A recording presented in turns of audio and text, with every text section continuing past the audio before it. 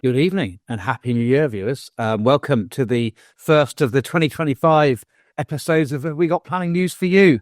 Welcome all our regular viewers, both live and on YouTube, Spotify, Apple Podcasts, etc.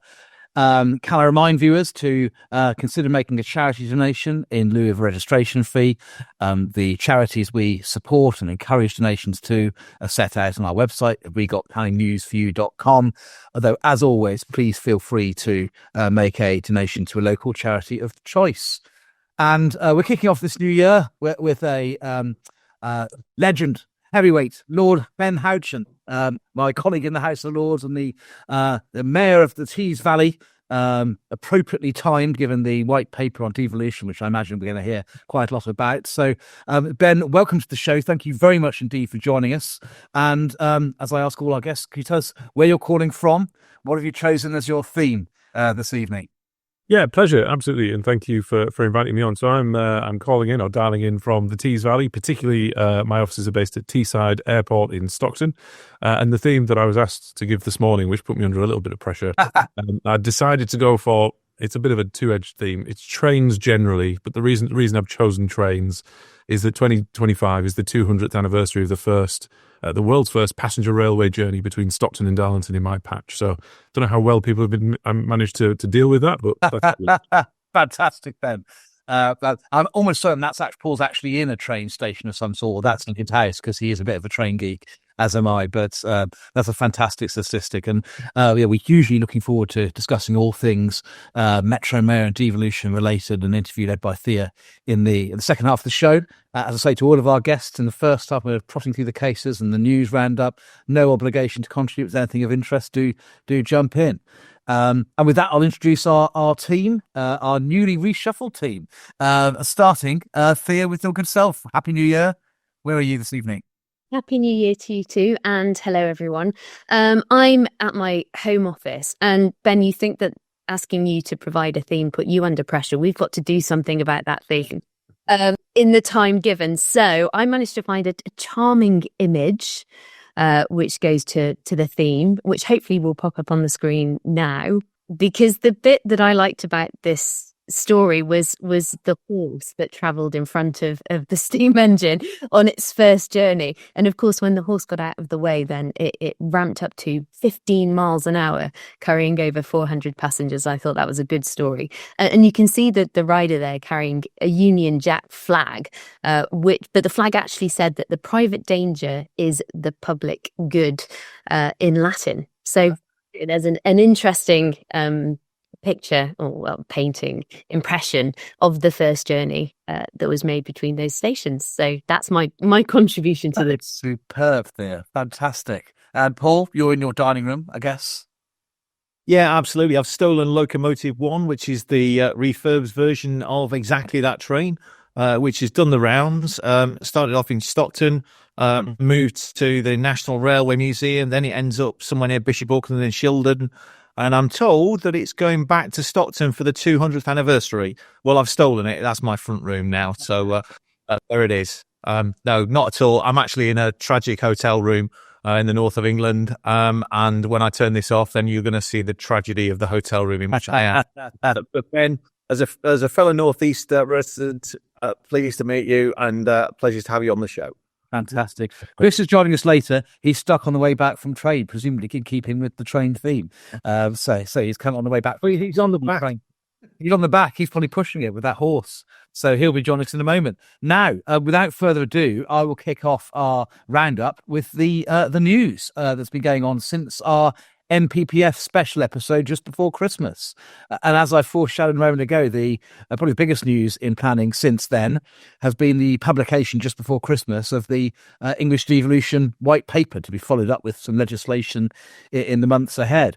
Now, we're going to be talking about it, I suspect, in some detail later on with Ben, but of particular interest to the built environment and planning sectors are the proposals for strategic planning in the form of what are to be known as spatial development strategies, SDSs, as surely we will all know them, which will provide what we're told will be high-level frameworks for local plans. Anyone remember structure plans? Sounds a little bit similar to those, perhaps. Now, these SDSs are going to be prepared by strategic planning authorities, which will either be the formal combined authorities led by mayors, such as Ben, or groups of councils working together. Housing targets will be set, which will be the cumulative total for each local planning authority within the area, set through the standard method. They'll be treated as a minimum rather than maximum requirement.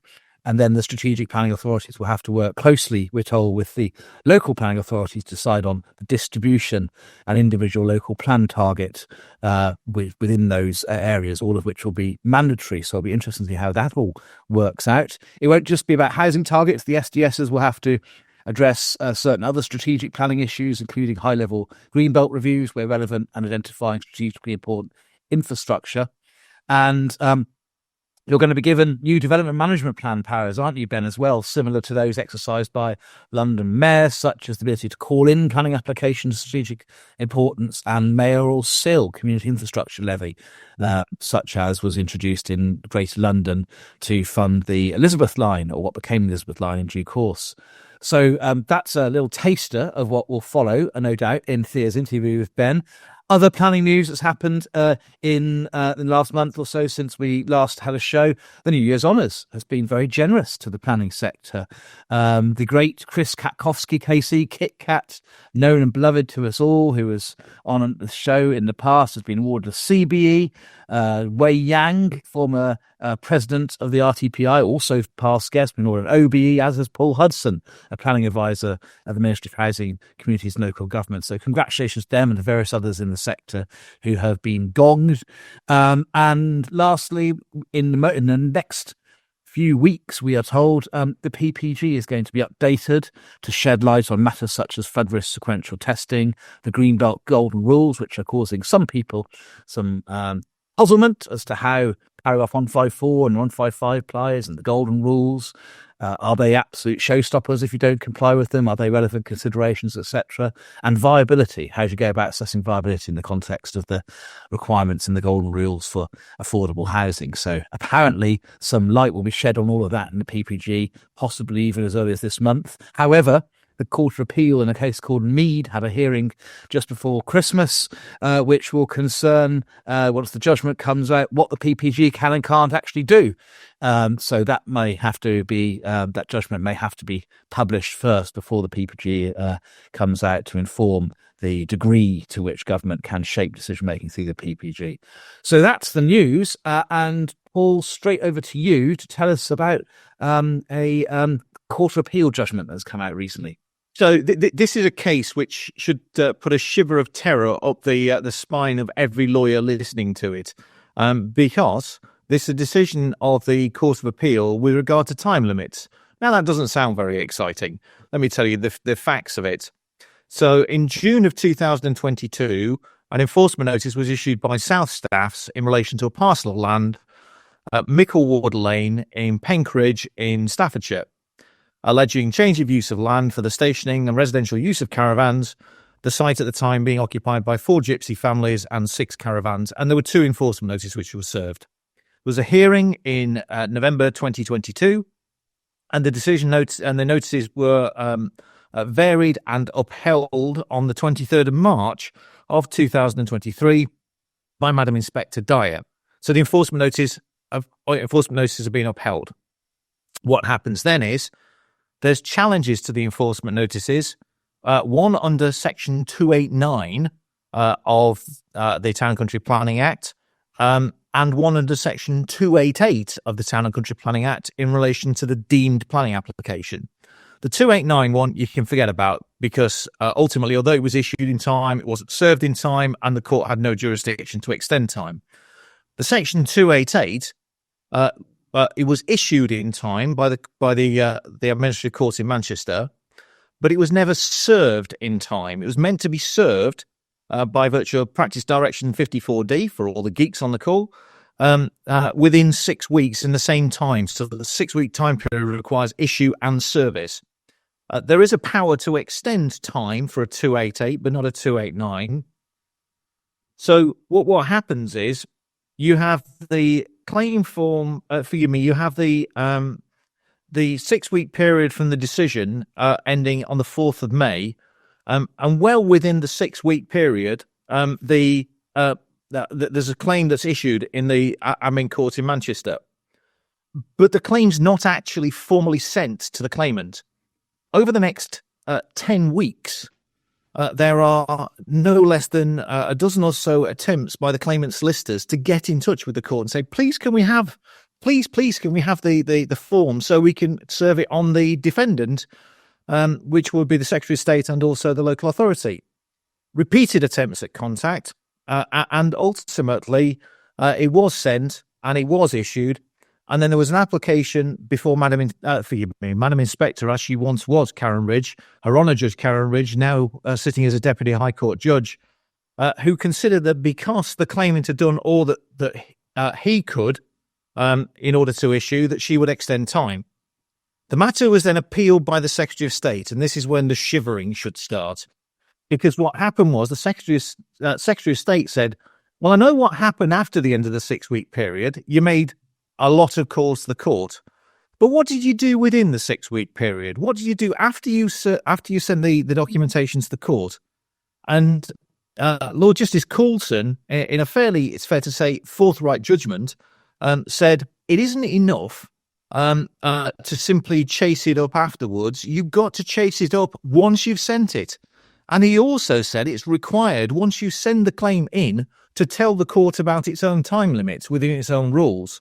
So because the claimant solicitor hadn't told the court about its own time limit and hadn't, quote, energetically chased the claim form within the 6-week period, it was concluded that the judge that the claimant had not done all that the claimant could reasonably have been expected to do. And that's also compounded, he concluded, by the fact that it took 10 weeks to apply for an extension of time to serve the application to extend time. It's very, very harsh. And you've got to say, as a claimant solicitor, you've sent the documentation to court. You're sitting waiting for the documentation to be sent back. And apparently you've got to tell the court about its time limits and chase energetically. Well, Lord Justice Lindblom gave a very short supporting judgment in relation to that and said, within this sector, there are the interests of finality. And the reason why that burden was placed upon the claimant was in the interests of finality, to make sure that these decisions had some degree of certainty. That's an interesting point, because not only is it a big red flag, it's a big warning to claimant solicitors, but it's also a bit of a tool to put in the toolbox for defendants to say, that judgment of Lord Justice Lindblom, if you've got a claim and there's some delay on the part of the claimant, it may help you in relation to defending that claim. Either way, it's one where one suspects that somebody's dusting off their insurance policy even as we speak. So, yes, quite terrifying. And I'm absolutely delighted that Sasha gave me that particular claim. And one of those cases where it tells you that even if you lose in the High Court, sometimes it is worth appealing to the Court of Appeal. Or indeed, Court of Appeal appealing to the Supreme Court. Well, you never know. You never know what may happen there. I noticed someone's mentioned CG Fire. I was going to make a rather catty quip about interests of finality not applying in every case, but I won't. In any event, moving swiftly on, Sasha is otherwise engaged, so we are going to time-honoured fashion, going to introduce him via a video clip he's recorded earlier to tell us about a case, a solar farm case in Suffolk. So over to you, Sasha. Good evening, everyone. Yes, I'm going to talk to you about a planning appeal that was decided last week by a very experienced inspector, Mr. Walcock. And this relates to a solar farm in Suffolk. And as we know, as a result of our dear Secretary of State for Energy, Ed Miliband, and obviously the change in emphasis in the NBPF to renewable energy, we're in a world where there will be numerous new decisions on solar, as Thea knows well. And this is a decision into a pretty standard application, as you can see from paragraph 1, for a solar farm. It was actually across 56 hectares, and the output is intended to be 47 megawatts. So a reasonable sized solar farm. The main issue in the case was its relationship to the heritage assets that lay in the vicinity of the site, and the proposal had an effect on the setting of both listed buildings and on a conservation area. And the inspector concluded, in the light of the evidence, that there would be less than substantial harm to both those assets, both the conservation area and 5 listed buildings that line the vicinity of the site.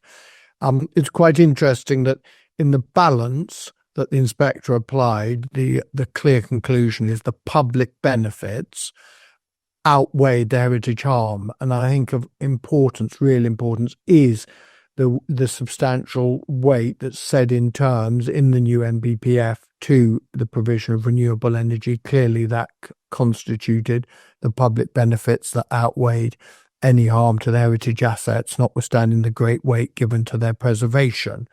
So I think the overall conclusion of public benefits and compliance with the development plan, the inspector took the view that the development plan was complied with by the proposal because of the policies in the development plan that supported the provision of renewable energy, and therefore the overall planning balance was in favour of the grant of consent.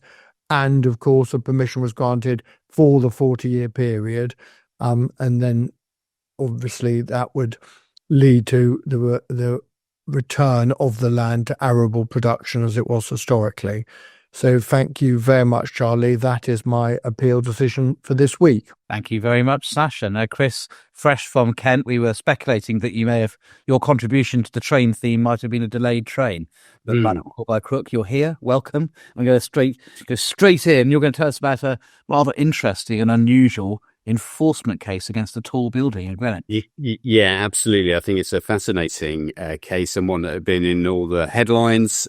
So everybody wants to know how this story ends. Yeah, I'm really sorry. I was looking at that site for just 8,000 houses in Kent. My clients, I spent the day with Kent County Council, very nice bunch of people. And I have just got back and run literally the last 200 yards. So without too much further ado, this is a case about the Mast Quay Phase 2, Woolwich Church Street in London. And if we just bring up the decision, as you say, Charlie, unusual because we're talking about tall buildings here, 23 stories high and 15 stories high.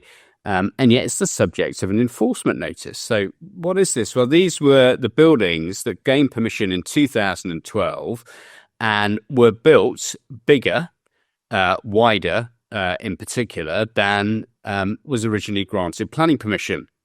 And the local authority, Greenwich, decided they were going to take enforcement action and actually require the removal of these buildings, which would be an incredible loss in terms of the cost, the embodied carbon, an enormous amount of waste, frankly, arising from this.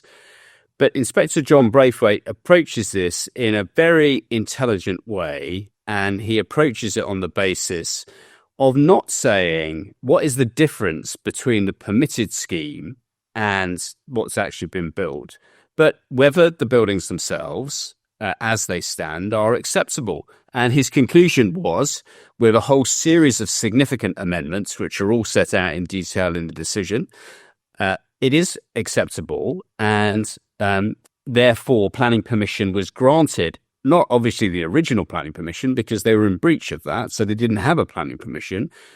But he granted a planning permission through Route A on the enforcement notice, and the buildings are allowed to remain. But there's a whole series of amendments that need to take place. What was quite interesting is the way in which he approached some of the arguments. So the appellant was represented by a gentleman called Kowski, who I believe we're familiar with and has been a guest of the show. And he put some interesting arguments about what the planning regime is really seeking to achieve. And the inspector took the view that it is not the case, the argument that in effect you can build things and it shouldn't really matter if it's not in accordance with the plans and designs. The inspector was not attracted by that argument, but he also rejected the idea that it was intended to be punitive. And as a consequence of which, the planning permission, he took the view overall, looking at all the issues, the proposal was perfectly acceptable. There's a huge amount of detail here about orange cladding, about the effect on listed buildings, about the fire escapes and so on. But for the enthusiast, you can descend into the detail. The key point is the appellant was successful, skillfully negotiating a conclusion that were these buildings acceptable as they stand? And the conclusion, with various amendments, is they were. So well done to Kit Kat, well done to his whole team. There's a huge long list of people that are involved in this case. And I've just got my breath back. Fantastic. Thanks, Chris. Without further ado, I'll pass over to Thea to kick off our interview with Ben. So over to you, Thea. Thanks very much, Charlie. And thanks so much for joining us this evening, Ben. I'm going to do a bit more of a detailed introduction before we go into our questions. And that is that you've been Tees Valley Mayor since winning the inaugural election in 2017. And you were then re-elected in 2021 and won a third term in 2024. And for those who don't know, the Tees Valley area covers the 5 boroughs of Darlington, Hartlepool, Middlesbrough, Redcar, Cleveland and Stockton-on-Tees. You are, I read online, Teesside born and bred. Born in Stockton-on-Tees, you grew up there and then read law at Northumbria University, becoming a solicitor in 2009. You're a Conservative politician and served as councillor on Stockton-on-Tees Borough Council, representing Yarm Ward between 2011 and 2017. You're one of the architects of the UK's Freeport policy, and you established the UK's first and largest freeport, the Teesside Freeport. You're responsible for establishing the first mayoral development corporation, South Tees Development Corporation Teeswork, outside of London, and you were nominated as a life peer in Boris Johnson's resignation honours of June 2023. And Ben, there's a lot more that I could have said, but I think probably some more of the information is going to come out in the questions that we've got. Now, as you do on your own podcast, The Blueprint, with all your guests, I want you to tell us a little bit about you. Who is the man behind the mayor? What was the path that led you, Ben, to where you are now? Well, thanks, Thea. I think, to be fair, you've largely covered it. It's fair to say anybody that's followed politics in recent years would probably know that my pathway into politics, full stop, was rather accidental. I was a solicitor. Not a very good one, I must say, but I was a solicitor for a period of time before running my own business. And the idea was to grow this business for a number of years. And I always knew at some point I'd get involved in politics and potentially stand in a general election or maybe some other election. But the timing that came along was not the timing that was expected. So I was 2.5, maybe 3 years in to running this business. And this is back in 2016, 2017. And a close friend of mine who happened to be the local MP at the time, James Wharton, was the original Northern Powerhouse Minister who was appointed by George Osborne after 2015. And it was James's responsibility with George to go around the country and try and get the first devolved deals over the line. And to be frank, George was largely preoccupied with Manchester, which, to be fair to him, is the largest and most comprehensive deal even today. And James, being a good local champion, asked the Chancellor at the time whether the Tees Valley could get a deal as well. And to be frank, George said he wasn't that interested in the Tees Valley, but if James could pull the deal together and get the local authorities to agree, then he'd have his support. So we have James to thank for the deal in the Tees Valley, which I think is an interesting piece of information, because if you look at all of the devolution deals that were delivered, first of all, in 2017, the Tees Valley is a little bit of an outlier because it isn't part of a major conurbation. It doesn't have a focal point of a major city, but that was the reason it came about. So I remember sitting down with James for a drink in a local pub at the end of 2016 saying, we really need a candidate, Ben. We're not going to win. It's going to be some good fun. We'll have some fun with the Labour Party, and then you can go back to doing what you do on a day as your day job, and we can all move on. And then 6 months later, I accidentally got elected, despite Ladbrokes having me at 250 to 1 on the 1st of January 2017. And I know we don't talk about betting in politics anymore, but got elected in 2017. To be honest, felt like a little bit of a free roll because, it was a place that had never been Conservative, certainly for the last half a century. And so it gave us the freedom to really kind of hit the ground running, try and deliver what we promised. And the biggest thing that we've been able to do is keep our promises, which sadly in politics is quite a low bar these days. Well, yeah, and I want to know about some of those promises and how you've achieved them. But a major driver for the combined authority in the establishment of the South Tees Development Corporation is, of course, jobs and economic growth. And coming from a business background, starting up your own business, I'm sure you know a bit about that. But what are the biggest challenges that you faced in achieving that ambition? So there are a few. So just very quickly, in a bit of context. So the South Tees Development Corporation is set up in Redcar specifically as the local authority area. And it was set up following the closure of the Redcar Steelworks in 2015. And it was a real problem for the government. It was a huge devastation to the local community, with more than 3,000 people put out of work literally overnight. And so the challenge one was making the site safe. So the government stepped in and indemnified the official receiver, in effect underwriting all of the costs of the official receiver, which is helpful in being able to manage a complex site like that, but creates its own complications. And so the biggest challenge for the first 3 years was actually getting the official receiver to a place where we could agree the transfer of land to the development corporation. Now, the problem was at the time when SSI went into liquidation, it owed its Thailand parent company more than £800 million. And so the official receiver was sat there knowing that there was a major creditor, i.e. a single major creditor, but there was no risk to the official receiver. So until there was some sort of agreement, the government had basically got themselves into a place where the land had been sterilised. We thought we tried to get to an agreement with the banks a couple of times. There were 3 Thai banks in effect that owed that money. Did a couple of trips to Thailand, very quick trips to Thailand, and for whatever reason it didn't happen. And eventually we realised that the only way we were going to be able to unlock this was to go through a compulsory purchase process, of which development corporations have the power to commence compulsory purchase proceedings. I won't go into all of the detail. We could do hours and hours, and I'm sure actually this is probably the place where we could do hours and hours on this, because it's very legal, very technical around CPO rules. But I'll fast forward where we were about a week to 10 days away from the final hearing, and British Steel, which is also on the same site, in effect went into administration as well. Now, just to kind of short circuit this, there's a piece of land that was jointly owned by SSI and British Steel through an SPV. And so ultimately there was this SPV, which is a very important piece of land on the River Tees, where all shareholders were either in administration or liquidation, which caused a huge problem. And when we ended up saving British Steel, it transferred ownership of that. And fundamentally, like I said, without going into detail, it basically meant that the advice we were getting from our KC, I'm sure you'll have heard of him, a guy called David Elvin, who acted on behalf of South East Development Corporation, was pretty clear in his advice that they'd just blown a massive hole in our compulsory purchase that we were pretty certain of winning. So eventually we managed to get hold of the land, working with some private developers who were able to broker a deal. So we actually went full circle and ended up brokering a deal. And so we got hold of the land in 2020. The next biggest challenge was, how do we manage that site with a big steelworks that was dangerous, contaminated? How do we decontaminate it, demolish it quickly? And also, how do we deal with the government? And now the biggest issue there was that the government weren't particularly interested in jobs and investment. Their concern was, how do we get rid of the bill to the taxpayer? Because the ongoing cost of maintaining a site like that was working out at somewhere between 16 and 20 million pounds a year just to keep safe an existing closed steelworks. And that is a cost open to the government because they didn't indemnify the OR indefinitely, in effect. And actually that cost was going to go up because of the deterioration of the assets.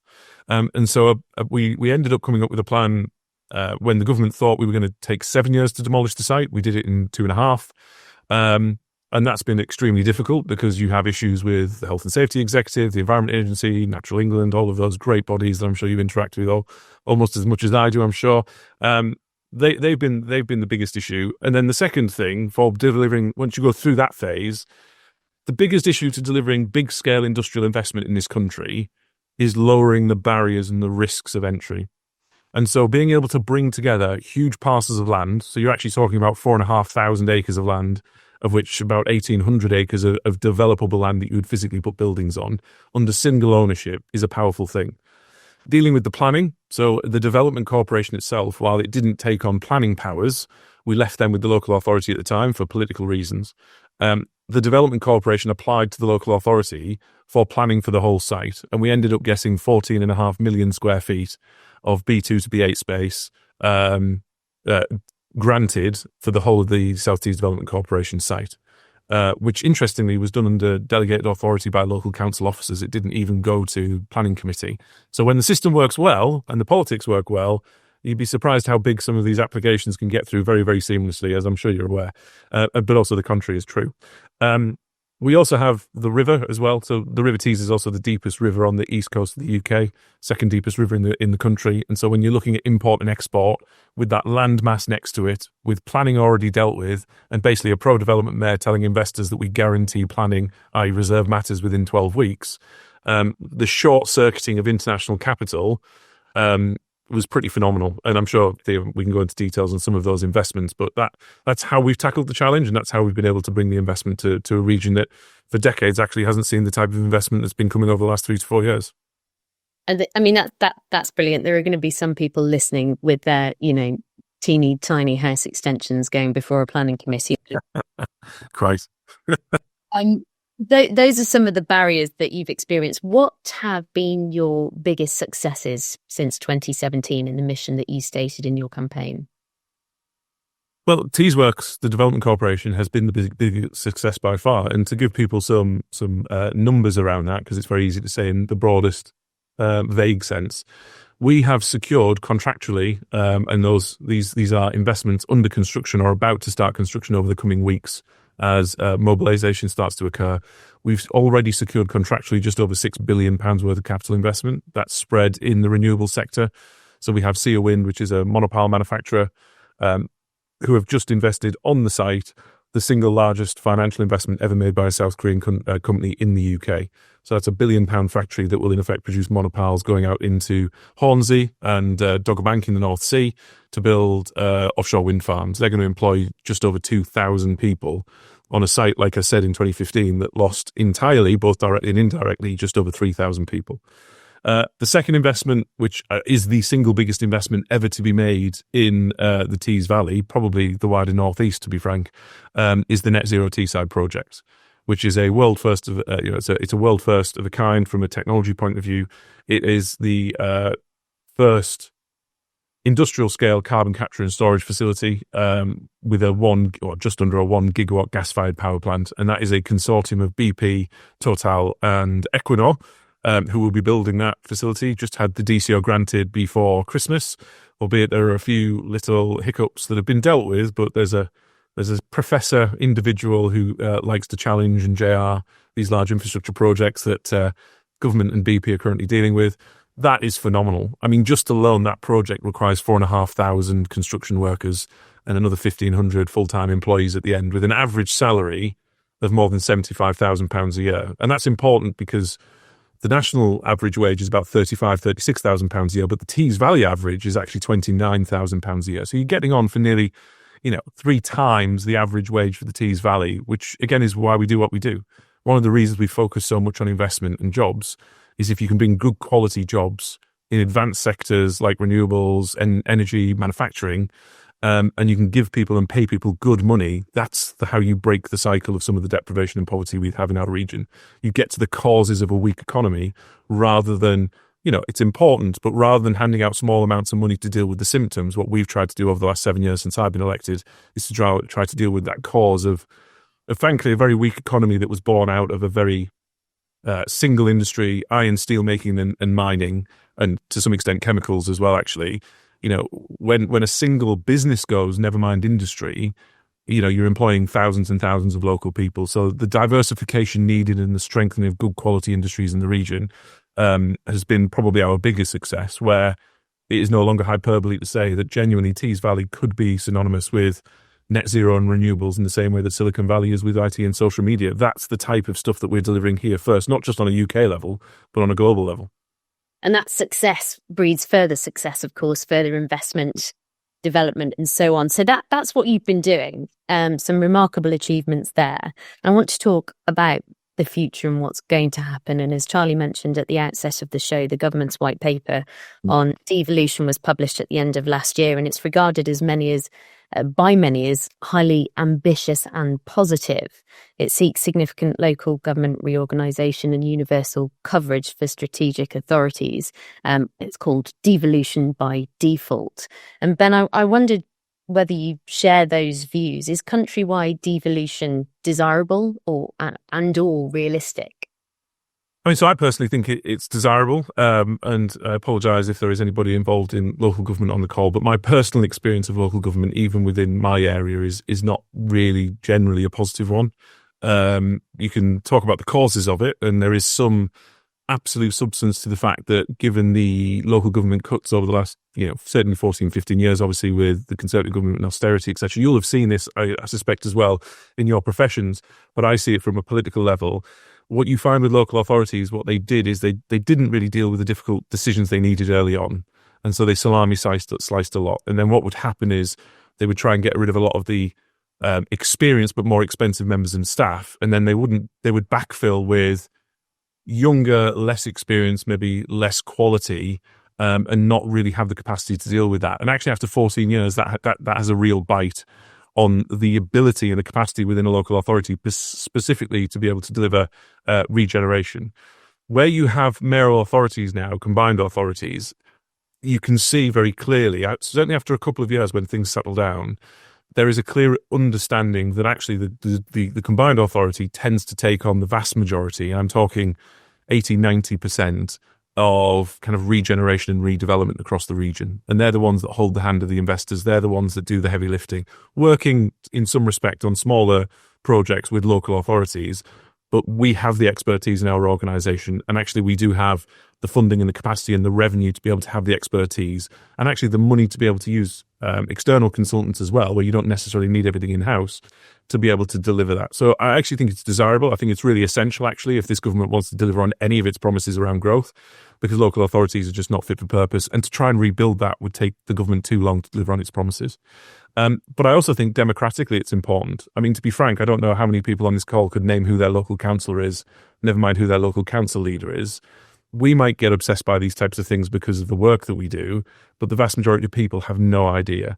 Whereas what we've seen, and this is George Osborne's idea, and he's been proven to be right, having a regional directly elected mayor who is directly elected in a single point and a focal point for the region. Now, I'm not responsible for everything, but people have seen that there is more, they feel like there's more of a direct link between their vote and what happens locally than sometimes local council elections. Obviously, London came before us, but we're seeing that across the country, and we're seeing now both government and I think local individuals, but who are covered by a mayor, seeing the mayors as the automatic go-to now rather than their local authorities.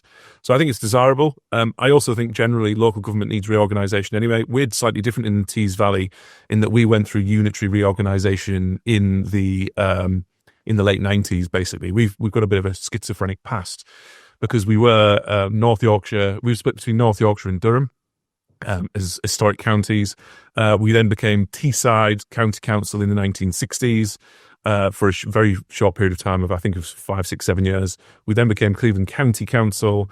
That was then, like I say, unitarised in the 90s. We still call ourselves people like Teessiders, but like I say, Teessiders hasn't existed, I think, since the late 60s, early 70s.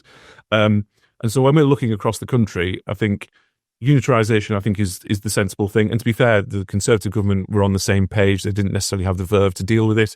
But this government has basically copied that plan.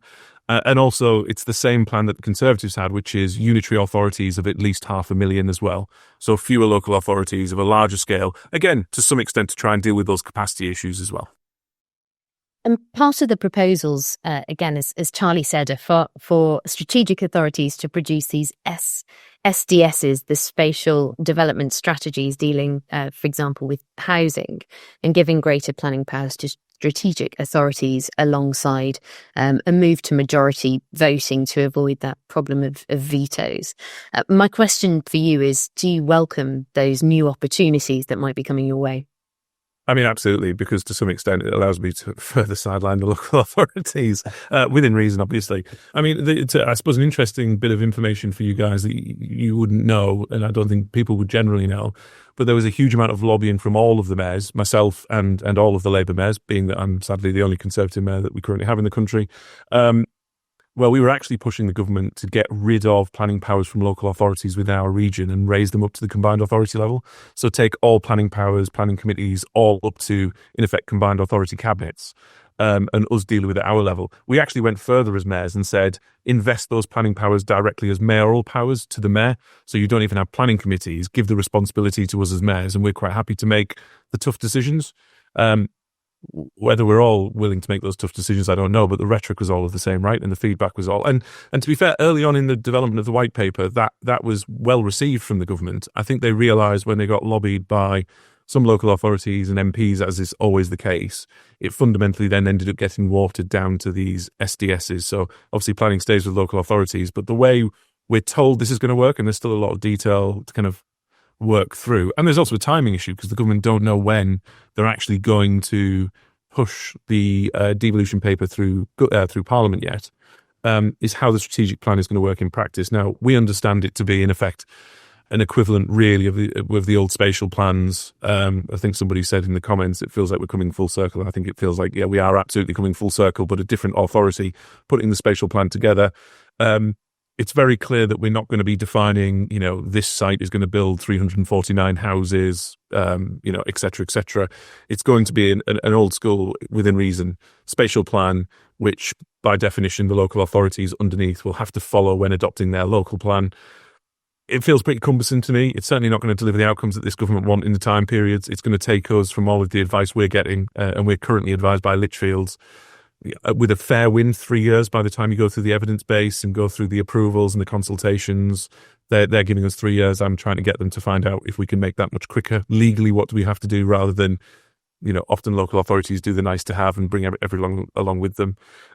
So I don't think that's a huge thing. The thing that I am actually quite excited about are the call-in powers, which obviously, as you mentioned, Thea, are equivalent to the London powers. We're going to have some good fun with that, because all of the advice we're getting is the bar is set relatively low for what the mayor could call in, and that is a mayoral power rather than a combined authority power as well. So again, the nuance, I suppose, for people who aren't necessarily familiar with mayors, is mayors can't actually do whatever they want whenever they want. For the majority of the decisions they make, they do actually have to get the permission of the majority of local authority leaders in their area. But if you want to push through planning significantly, and there are some big developments, whether that could be in onshore wind, residential, infrastructure, where we can get it into the local planning authority, then we are going to do, and my organisation and I personally will be pushing as much through, obviously within reason, right? It's got to be sensible, but we will be pro-development as we have been within the development corporations that we've set up. Excellent. Thank you very much. I'm going to pass over to Charlie now to ask you his question. Thanks very much, Thea. Well, before I do, I must say, Ben, it's been wonderful hearing about all your work, because though I'm from Birmingham, my mum's family are all from Hartlepool and a place called Castle Eden, which I think Castle Eden is just outside your patch, isn't it, or just within? But on the border. On the border. But Castle Eden Ale, Nimmo's Ale. My mum was a Nimmo, and there's a gentleman in 1900 who was mayor of West Hartlepool called Charles McFarlane. I'm named after him as my great-granddad. So I got everybody has a story back to the absolutely, and they all died. All the that generation all died about 15, 20 years ago. My granny at the age of 102 and a half, who remembered the bombardment of Hartlepool in the First World War. The very first casualty of the First World War was a German boat bombing Hartlepool. Yes, Hartlepool seafront. Absolutely. So I'd love to come. I haven't been back since about 2010, since they all died off. But at some point, I have to come back and have a wander around and see what it's all like now. But it's completely different and for the better. Anyway, be that as it may, I was going to ask you a fairly dry but important question, I think, which is, what's the single, maybe you've touched on it already, but what's the single biggest difference you think giving mayors responsibility for strategic planning will have? Is the one thing that stands out to you? Like I said, in the short term, I don't think the strategic plan is going to do a huge amount. And we've seen evidence of this already, haven't we, with the, I forget what they call it. It's not the strategic development plan, the shared plan that Greater Manchester have had to do. They have a slightly different way. Yeah. That's the one, absolutely. And we've seen the troubles that they went through. So I don't think in reality, I think the calling powers will help. So I'm not sure. I think it's a longer term play, to be honest. I also think as well, even with calling powers, ultimately, we still need to make decisions that are safe or within reason. We'll push the envelope where we can, but we also have to be careful from various individuals and groups to challenge approvals, as well as people who might find that things have been rejected. And our biggest challenge at the moment, so apologies to kind of flip the question, by some distance is the Environment Agency and Natural England. I mean, they are the single biggest growth blockers this country is seeing. And again, the problem we have, and I keep saying this to the Prime Minister, I had a meeting earlier this week with Ed Miliband. I've just been appointed to his net zero growth board as one of their missions. And it doesn't matter what they do to the planning authority. unless they deal with the Environment Agency in particular, I think, but actually Natural England are a law unto themselves as well. It doesn't really matter what they do. And with those organisations, they have no requirement to consider growth or wider prospects than just the environment. And as you will know, Charlie, there's a wider issue, and I've said this and they accept it. Is this government strong enough to actually take them on? And I say that from a political standpoint, because again, as a Conservative, I say this to the Conservative Party as well, we have to be careful to not just say no because Labour say yes. And it would be very easy for the Conservative Party to try and plaster all over the news that the Labour Party are trying to destroy our environment for growth purposes, when we all know some of the decisions that the Environment Agency and Natural England take are perversely sometimes damaging to the environment, if not cost and net neutral to the environment, but actually hugely damaging from a commercial standpoint. And so I've already given my assurance to the government, if they did tackle it, I would back them and say, actually, you're changing the rules, but that doesn't mean you're lowering standards. We've seen the farces over bat tunnels. I could give you a number of smaller versions of bat tunnels that we've had to fight against on the Teesworks South Tees Development Corporation side to get the investments over the line. So I think that's the next fight. And that will be a fight through the strategic plan to see what we can do to try and embed as much as we can in. And then you're getting into issues around, through the strategic plan, what can we do to mitigate the issues around biodiversity net gain, nutrient neutrality? How do we try and neutralise that through that process? We don't have the answers to this yet. If that is the direction of travel and the government don't choose to do something about the Environment Agency and Natural England. Amen to all of that. Back to you, Thea. Thanks, Ben. Thank you. Paul, you're up next. Thank you, Thea.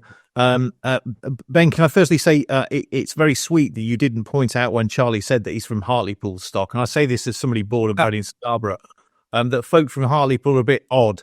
Are they the ones that hung a monkey because they believed him to be a Frenchman? I think that maybe explains a great deal about Jews and what. So my question, Ben, is the experience of the Development Corporation and whether or not the positive elements of the Development Corporation in Teesside could be rolled out elsewhere in the country. I noticed one of our comments was, could you come and please be mayor of wherever that person lives as well? So are there any positive experiences you can think of that could be rolled out elsewhere? And are there any disadvantages to the process? So I think development corporations are a way of cutting through some of the bureaucracy and some of the issues that local authorities see for development corporations. So I do see them as being a big advantage. Having spent a lot of time speaking to this government, surprisingly, have been very open with me and want to work with me, despite being Conservative. I think you will see this government double down quite heavily on development corporations. I'm already speaking to, I'm actually seeing Andy Burnham in a couple of weeks in Greater Manchester, North Yorkshire. I'm talking to Sadiq and his team about the Oxford Street Development Corporation. So we're advising and helping pretty much most of the other mayors who are all now looking to explore the establishment of a new mayoral development corporation, because they've seen, to be frank, what's happened on Teesside, and they see that as an ability to cut through some of the wider issues they have with local authorities. There's a lot of stuff that goes on behind the scenes. But if you're a mayor, setting up a mayoral development corporation, I know this sounds obvious, does give the mayor even more autonomy outside of the combined authority structures and local authority structures to be able to really push things through. And ultimately, the mayor appoints the board of the development corporation. For those people on the call who are a bit confused maybe or not really sure what I'm talking about, to be frank, mayoral development corporations are pretty much identical to what was set up at the London Dock Development Corporation. They haven't greatly changed. Obviously, that was set up directly by the government. All they've done is transfer powers to allow the mayors to set up the same things. The interesting thing is the mayor then gets to appoint the board of the development corporation, and that can come from anywhere, any walk of life. And so we have a bit of a balance. We do have some representation from the local authorities, i.e. the local authority in which the development corporation is established must be on the board and have a representative on the board. But actually the vast majority we've got are experts from the private sector, developers, energy experts, logistics, whatever it is that we're talking about. And that helps really focus. So just to very quickly go back, strategically, combined authorities are successful and mayors are successful because our remit is investment and jobs. We're in effect directly elected RDAs. That's really what we are. We're kind of the next incantation of that. A development corporation is kind of a concentrated version of that. It is an investment and jobs vehicle, not just for a region, but a specific site. So it's an even more concentrated version of what is already a focused organisation. And it is its own public body as well. So it has the same powers of any other public body. And it also then becomes, as Thea rightly noticed, once you start to get some momentum, it carries its own momentum, and investment then comes, and actually it attracts public funding as well. So once you have these things set up, there's access to pots of money that allow you to unlock sometimes unviable sites, complicated sites, issues around contamination, remediation, etc., that local authorities couldn't do. Combined authorities, even though we're focused on that, we still have to cover a region, right? So we can't focus on every site because not every site can be Teesworks, right? 4,500 acres. And a development corporation is kind of a subset of that really focuses in. The disadvantage, this is really a political disadvantage, and we've been through this with Teesworks, is the reality is a development corporation, as well as dealing with land, is basically dealing with commercial investment. And even though it's a public body, it basically exclusively does that. So when you have development corporation board meetings, which are public meetings in the same way that any local authority has a meeting, the vast majority of the work that a development corporation does will be confidential and therefore be under the line. And so when you often see in the early days of development corporations, their agendas are more or less entirely confidential. And so that can create a problem, or a perceived problem, where if somebody wants to be political, as we've seen in Teesside, they can talk about transparency and openness, when, with the greatest respect, if I'd have said 5 years ago, yes, I'll tell you what we're going to do, we're going to publish NZT and their project, and we're going to give you all of the commercials, how much they're paying for the land, what the rent is, the cost of remediation, they wouldn't have come. Of course they wouldn't. Everybody knows that. But again, if you want to be difficult, somebody could say, oh, it's a secretive private organisation that is using public money and we don't get sight of it. They forget that actually all of the same public structures are behind the scenes, but the actual public meetings there is a learning curve that we've been through on the political side to see what we can do to address that balance without compromising the commercial deals that ultimately you have to do. So I would say that's probably the biggest drawback that you have. One of our comments has said that what's said to be a democratic deficit is a disadvantage. Is that fair? Well, no. I mean, I've had this from some of my Labour opponents and saying it's kind of de-democratising. There's nothing more democratic than a directly elected leader, right? I have the biggest directly elected mandate in the whole region. If you think of a local council leader, I can talk about a number of our local council leaders. They got elected with fewer than 400 votes in their ward, and they just happened to become the leader of the council. I'm getting tens of thousands, if not hundreds of thousands of votes of people across the region on a very clear mandate. People know who I am, so turnout tends to be high, not hugely high, but higher than local authority elections. So I actually think it strengthens the democratic mandate rather than dilutes it. And I also have always said, and this is just an opinion of mine, I don't think I would trust some local councillors with a fiver, never mind a council budget. And I think if people were mandated, and I do think there should be something in this about democratic involvement, people should be, every 5 years, mandated somehow to engage with the democratic process, whether that's having to watch a local council meeting online or attending, because people would be horrified at the standard, the quality of debate, what people talk about compared to what local people actually care about. And so when you delve into it, I actually think it strengthens those democratic links. I think it helps. And ultimately, the proof is in the pudding, right? Everything that we've done over the last 8 years has delivered 3 elections for me, 2 re-elections in an area that has always been strong Labour leaning for the last half a century, except for 2019 when Boris burst through. But again, my election was in May, just a few weeks before the general election, and I still managed to get the third highest share of the vote of any mayor in the country. So where you ultimately deliver, whether that's through whatever mechanism, combined authority, local authority, development corporation, I think in reality, most people care about outcomes. And it's for politicians and people like us who are interested in this to get into the detail, but people don't care about that. They care about the outcomes, and they care. But like I say, sadly, earlier on I said this, sadly, people don't do this, but politicians doing what they say they're going to do. And it goes much further than you would think, sadly, because the bar's so low. Thank you, Ben. Great question, Paul. Thanks, and a really insightful answer, Ben. And that leads into Sasha's question for you, which was about those outcomes that you talk about, Ben. And it was really about your first-hand real-life experience of bringing about meaningful regeneration to some of the most deprived areas in the UK. And Sasha wanted to know what the key factors are that bring about success and actual results rather than just talk. So it dovetails in quite nicely, Thea. So to finish off kind of the last question as well and dovetail into this, one of the key things that is underestimated because it's not very tangible, but is very real, is by having a directly elected mayor, particularly when you're speaking to significant investors. So we're talking about international investment, really, which is what we so far are more or less exclusively dealing with.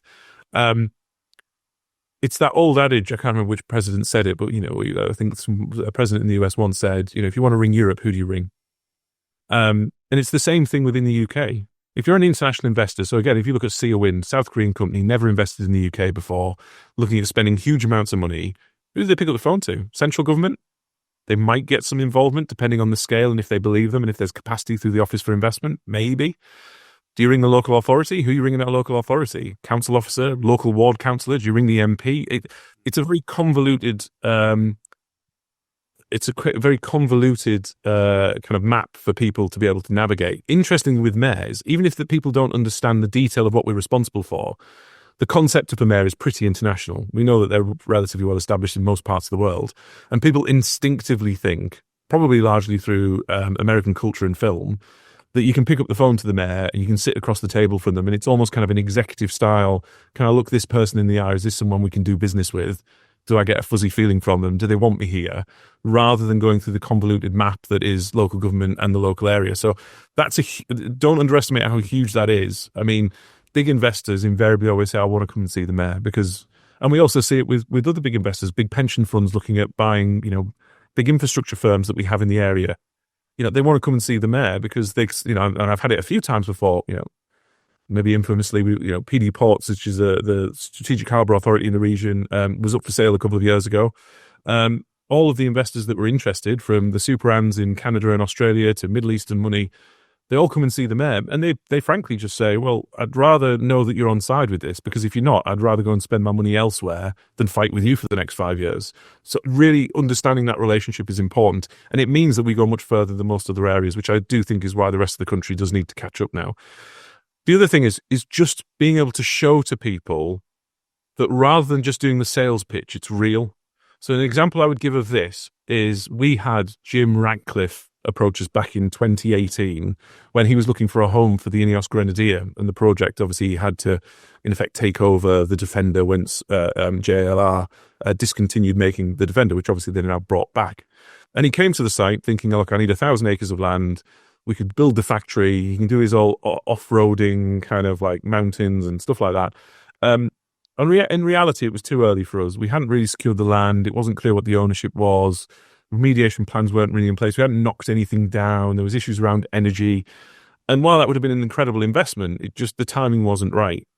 And then we fast forwarded to 2019, and GE wanted to build an offshore wind blade factory in the UK because they just won a very sizable contract from the government. And we kind of rolled out the red carpet and explained how we would do it. And to be fair to them, they kind of came along with us, but they weren't really sure.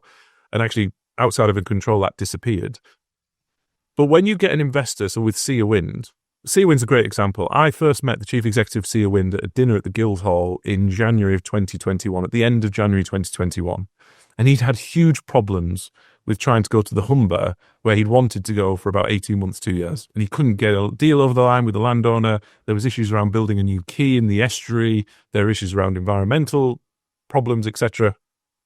And I sat next to him at this dinner and I said, well, you can come to Teesside. Because we'd already solved all of these problems by now. So when you can sit with an investor and say, how much land do you need? Oh, we need 100 acres. Well, there you go. There's 100 acres. Take your pick. We've got about 20 sites of 100 acres you can choose from.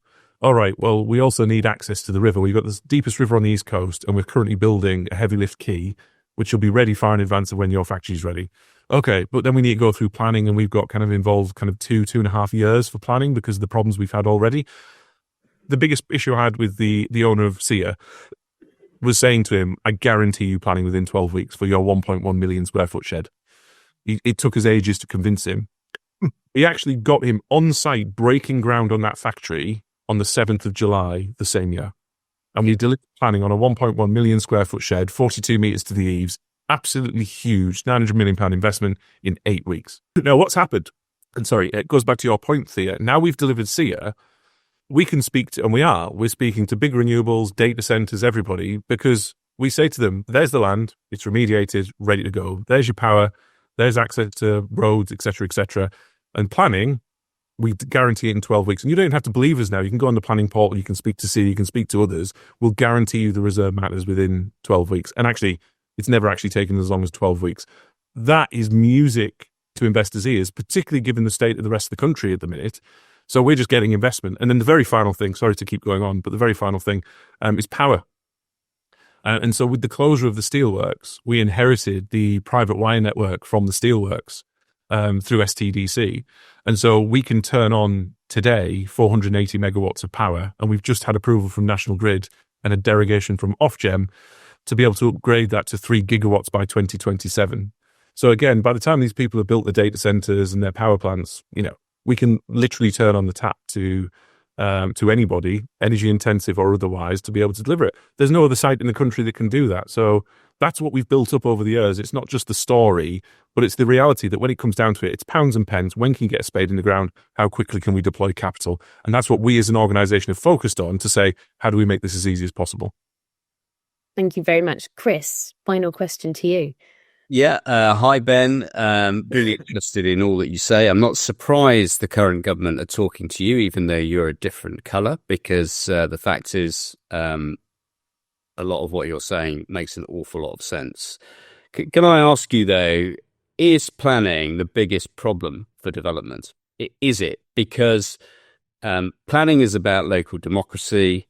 Local democracy finds its expression in localism. Localism often expresses itself in objection. So, in short, is planning the biggest problem for development? And by that, I mean both economic development that you've been talking about, but also the houses, the roads, everything else we need. So locally, it's not, because you've heard the story now, and there's a narrative in Teesside, but it's absolutely on it. If you're the Prime Minister, it is a problem. And I met the Prime Minister 3 days after the election in Downing Street with the other mayors, and I said 3 very clear things to him. I said, you need to deal with planning. The way you deal with planning is twofold. One, it's the environmental regulations with the Environment Agency in Natural England, which I've already covered. And I said, secondly, look, you probably won't want to use this language, Prime Minister, publicly, but to some extent, to give certainty for outcome for investors to be able to hit your growth targets, you need to some extent de-democratise the planning system and make it more of a procedural tick box. You can go to a zoning system. You can still have democracy, right? The democracy is the setting of the system. And that's how you communicate it with the public, I suppose. It's going to be a tough decision. And it's why no governments for a long time have really tackled the planning system. Because when you narrow it down to an ultra-local level, people will always say, oh, yeah, we need to build more houses. So I'm from a place called Yarm, if anybody knows it, in South Stockton. I do know. When I was a local councillor, basically my job as local councillor was to object to planning. That was it. There was nothing else. If I wanted to get elected, as long as I objected to planning, I was fine. And there was a planning application, strangely enough, from our now partners on Teesworks at the time, because they're a house builder. My first interaction with them was a meeting to say, I will be objecting to your planning commission. We do not want these 350 houses. We got 6,000 objections, blah, blah, blah, blah, blah. Ultimately, fair to them, the local council ignored that and ended up approving it. Within a month, the noise had dissipated. Within, what is it now, 5 years since that, 6 years maybe, since that development started, it's now obviously finished, it's now full. People would see it as an integrated part of Yarm. So it's also about grasping the nettle and having that kind of upfront fight, whether that's through government in changing the rules or whether it's through local authorities being tethered to some extent so that there isn't as much subjectivity in the system. Because once you go through that pain of the approval, I think most people end up settling down and realising that the world's not going to end, the sky's not going to fall in. But again, that's about timing. So if the government try to push this through 18 months from a general election, it's going to fall apart and it's not going to happen. So the big question that is still outstanding, and we keep asking more or less on a daily basis, is, well, when is this devolution bill coming through? Because there's lots of stuff we can push through that would help massively, and we could do it far enough in advance that everybody's fine locally, government can push their stuff through. And also, with the call-in powers as a mayor, I've not seen how this works in practice. I'm going to speak to Sadiq about it. But I suspect what Sadiq does is speak to his local authorities and say, look, we've got our local elections coming up at the minute. We really don't want to approve this. We'd rather you called this in and you be the bad guy because you haven't got an election for 3 years. And so there can be some trade-offs here where it could get tricky, Chris, where you could see local authority politicians or local leaders kind of coming together, hopefully sensibly, and kind of saying, look, we all know we need to make progress and there's politics in this.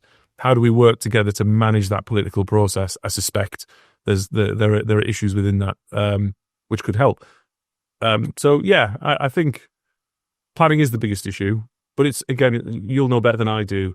Planning per se is one thing, and the planning committees are one thing. But I think it's the arm's length bodies, and I'll keep coming back to it. Yeah. It's the arm's length bodies, it's the statutory consultees, it's all of this. The fact that they don't respond in time, the fact that they just kind of sit it out there forever. We've got one at the minute on some of the major strategic roads outside of Teesworks, which is fine. We've got years to solve it, because by the time they build out, that's when kind of the cliff edge kicks in and we need to upgrade the roads. But we're doing it now. I can't remember what they're called now, Highways England or whatever they're calling themselves now. We've sent it to, they've responded. They're really happy with the proposal. It's the one local highways officer in the council which has been a pain in the backside, despite the planning officers at the council being completely happy. So, it's not just about planning committees and the politicians that determine these things. There's a lot behind the scenes with officers, with the statutory consultees, arm's length government bodies, all that type of thing, which just needs to be cleaned up, because there is a lack of transparency in that, which automatically comes across as, oh, well, local authorities and councils are being difficult. Now, obviously, there is an aspect of that, but there's so much more to it than that. That's fascinating. The point about what you said about being a local councillor and what your role was, which was just, everybody needs to hear that and acknowledge that. I do know where Yom is. One of my best friends comes from there. He's now building a nuclear power station in Somerset. So good things come out of Yom. Well, hopefully he'll come back and help us build the net zero Teesside power station once he's done. Okay, well, I'll have a word with him. To your mum. Really refreshing and candid discussion, Ben. Thanks so much for that. I'll pass back over to you, Charlie. Brilliant. Well, thanks, Thea. Thanks from me too, Ben. You'll have to show me around. As I said, I'd love to come back and revisit some old haunts and see what they look like now. And so that concludes today's episode. We're back in 2 weeks' time. On the 30th of January, we've got Sterling Prize-winning architect Neil McLaughlin, MBE, Royal Academician, and much, much more. He's a incredibly inspirational architect who we look forward to discussing some of his works and his thoughts on building beautiful, etc. Until then, have a good couple of weeks. Thanks again, Ben. Keep up the great work, and see you all soon.